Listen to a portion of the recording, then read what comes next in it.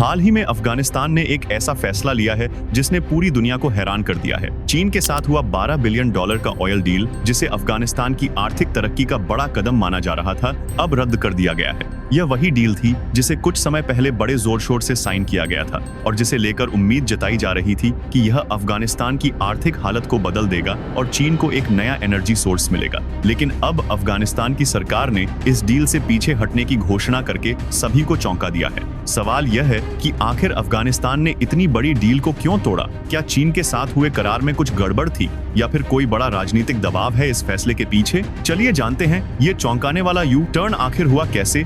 जनवरी 2023 में चीन की सरकारी कंपनी CP1 और तालिबान सरकार के बीच एक बड़ी और ऐतिहासिक तेल डील साइन हुई थी। इस समझौते के तहत चीन को अमू दरिया बेसिन में तेल खोजने और निकालने की 25 साल की अनुमति दी गई, जिसकी वैल्यू करीब $540 मिलियन थी। चीन को उम्मीद थी कि अफगानिस्तान के जमीन के नीचे छिपे काले सोने तक उसकी सीधी पहुंच बन जाएगी। बदले में अफगानिस्तान को रेवेन्यू शेयरिंग, इंफ्रास्ट्रक्चर डेवलपमेंट और हजारों नौकरियों का फायदा मिलने वाला था। लेकिन अब जुलाई 2025 की रिपोर्ट्स कहती हैं कि तालिबान सरकार ने इस डील को रद्द कर दिया है, जिससे चीन को बड़ा झटका लगा है। डील टूटने के पीछे गैर पारदर्शिता, स्थानीय विरोध और सुरक्षा कारण बताए जा रहे हैं। अफगानिस्तान अब नए अंतर्राष्ट्रीय निवेशकों की ओर बढ़ रहा है और चीन की पकड़ दिन ब दिन कमजोर होती दिख रही है। जुलाई 2025 में जो हुआ वो चीन के लिए किसी जियोपॉलिटिकल थप्पड़ से कम नहीं था। अफगानिस्तान ने इस डील को एक प्रेस कॉन्फ्रेंस में राष्ट्रीय हितों के खिलाफ बताते हुए पूरी तरह रद्द कर दिया।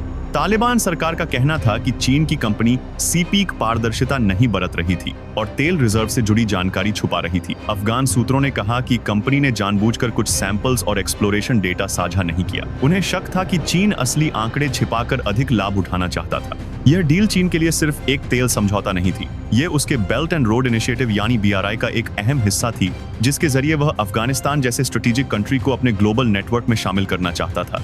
अमू दरिया बेसिन में तेल निकालने के साथ साथ चीन की योजना थी कि वो इस क्षेत्र को एक एनर्जी हब में बदल दे, जिससे उसे न केवल कच्चा तेल मिलता बल्कि पाकिस्तान, ईरान और सेंट्रल एशिया तक पहुंचने वाला एक ऑल्टरनेटिव लैंड रूट भी मिल जाता। अफगानिस्तान की जियोग्राफिकल लोकेशन उसे चीन की स्ट्रैटेजी में बहुत जरूरी बना देती थी। चीन को लगा था कि तालिबान सरकार को इकोनॉमिक हेल्प और इंफ्रास्ट्रक्चर सपोर्ट देकर वह अफगानिस्तान में अपनी परमानेंट प्रेजेंस बना सकेगा। लेकिन तालिबान, जो अब खुद को दुनिया के सामने एक पॉलिटिकल पावर के रूप में पेश करना चाहता है, उसने इस डील को लेकर जल्द ही सवाल उठाने शुरू कर दिए। तालिबान को महसूस हुआ कि चीन अफगानिस्तान के रिसोर्सेज का ज्यादा फायदा उठा रहा है, लेकिन बदले में देश को उतना फायदा नहीं मिल रहा। तालिबान की इस सोच को और बल तब मिला जब अफगानिस्तान के नॉर्थ रीजन में बसे लोकल ट्राइब्स और रिलीजियस लीडर्स ने इस डील के खिलाफ आवाज उठानी शुरू कर दी। उनका कहना था कि चीन एक ऐसा देश है जो अपने ही मुस्लिम सिटीजन्स, खासकर शिनजांग प्रोविंस के उइघुर मुस्लिम्स पर ऑपरेशन करता है। ऐसे में एक मुस्लिम कंट्री को चीन को अपने नेचुरल रिसोर्सेज देना एक मॉरल डिलेमा बन गया।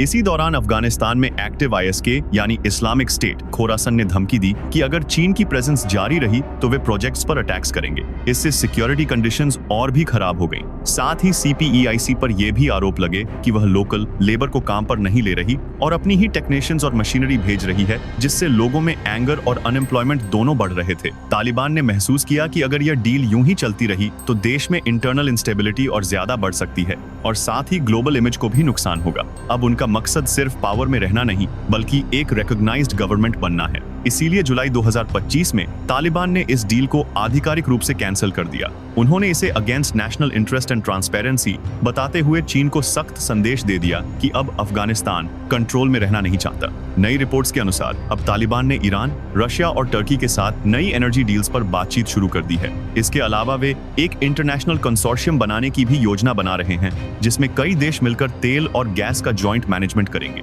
इसका मतलब है कि अब कोई भी एक देश अफगानिस्तान पर मोनोपोली नहीं बना सकता। भारत ने इस फैसले का स्वागत करते हुए इसे अफगानिस्तान की सॉवरेंटी की जीत बताया है। जानकारों का मानना है कि यह इंडिया के लिए स्ट्रेटेजिक अपॉर्चुनिटी हो सकती है। भारत पहले ही चाबहार पोर्ट के जरिए अफगानिस्तान और सेंट्रल एशिया से जुड़ने की कोशिश कर रहा है। अगर भारत यहां निवेश करता है तो वो oil and gas access, trade routes और रीजनल इन्फ्लुएंस में बड़ी छलांग मार सकता है। दूसरी तरफ चीन इस फैसले से शॉक्ड जरूर है, लेकिन उसने अभी तक कोई बड़ा प्रोटेस्ट नहीं किया। उन्होंने एक डिप्लोमेटिक स्टेटमेंट जारी किया जिसमें कहा गया कि अफगानिस्तान एक सॉवरेन नेशन है और हम उसके डिसीजंस का का सम्मान करते हैं, लेकिन एक्सपर्ट्स मानते हैं कि यह चीन की स्ट्रैटेजिक डिफीट है। दिलचस्प बात यह है कि चीन ने अभी तक 140 से ज्यादा देशों में BRI के तहत अरबों डॉलर खर्च किए हैं, लेकिन अब कई देश बैकआउट कर रहे हैं, जैसे केन्या, मलेशिया, नेपाल, श्रीलंका और अब अफगानिस्तान। इससे यह साफ होता है कि चीन के डेवलपमेंट मॉडल पर अब दुनिया को पहले जैसा भरोसा नहीं रहा। 2025 की नई रिपोर्ट्स बताती हैं कि तालिबान सरकार अफगानिस्तान के अन्य संसाधनों जैसे लिथियम, तांबा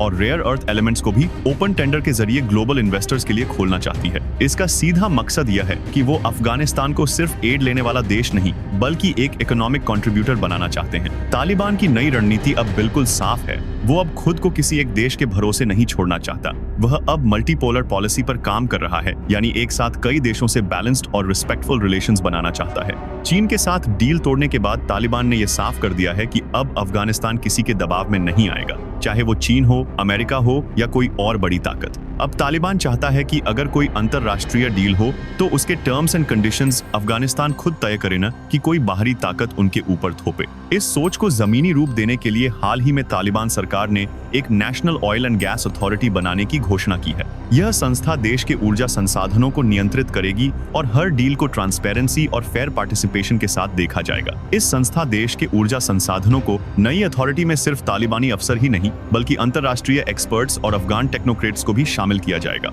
इसका मकसद है हर डील में अफगानिस्तान के हित को सबसे ऊपर रखना और भविष्य में कोई भी समझौता वन साइडेड या एक्सप्लॉयटेटिव न हो। यह कदम तालिबान की सोच में एक बड़ा बदलाव दिखाता है। अब वो सिर्फ मिलिट्री कंट्रोल या बंदूक की ताकत से नहीं, बल्कि इकोनॉमिक गवर्नेंस, स्ट्रैटेजी और डिप्लोमेसी से भी देश को आगे ले जाने की कोशिश कर रहा है। यह अफगानिस्तान की छवि को दुनिया के सामने फिर से परिभाषित करने की शुरुआत हो सकती है। तो कुल मिलाकर अफगानिस्तान का चीन को ना कहना सिर्फ एक डील खत्म करना नहीं था, ये एक बोल्ड मैसेज था कि अब वह ग्लोबली मैच्योर हो चुका है और अपने रिसोर्सेज को डिप्लोमेटिक वेपन्स की तरह इस्तेमाल करना जानता है। अब सवाल ये है, क्या चीन इस सेटबैक से बाहर निकल पाएगा? क्या अफगानिस्तान की नई पॉलिसी उसे इकोनॉमिकली इंडिपेंडेंट बनाएगी? और सबसे जरूरी, क्या भारत इस मौके को एक रीजनल ब्रेक थ्रू में बदल सकेगा? अगर आप इन सवालों के जवाब भविष्य में जानना चाहते हैं तो इस चैनल को अभी सब्सक्राइब कर लीजिए, वीडियो को लाइक करें और अपने दोस्तों के साथ शेयर जरूर करें, क्योंकि ऐसी थ्रिलिंग स्क्रिप्ट्स, अपडेट्स और दुनिया की गहराई में छिपी सच्चाई हम लाते रहेंगे।